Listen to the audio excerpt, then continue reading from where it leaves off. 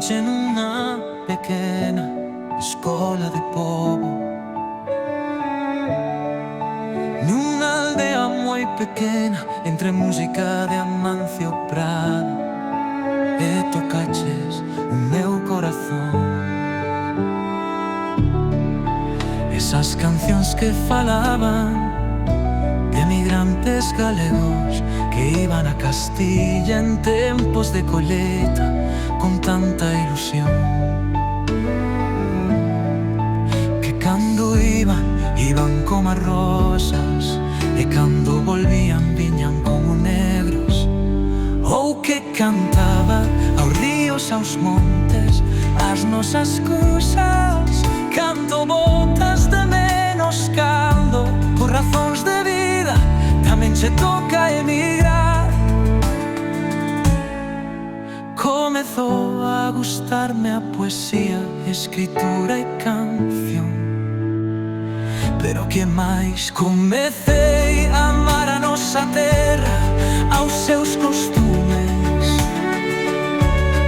a súa xente humilde, sinxela, xenerosa e traballadora, onde queira que vaya.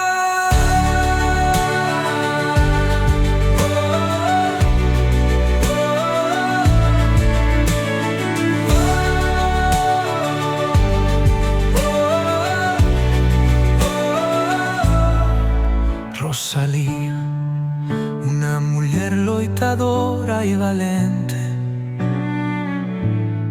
aínda que a vida non llo puxo fácil, coa súa saúde frágil, pero sabía como buscar a saída, e no papel para plasmar a súa vida, sentimentos, penas e alegrías.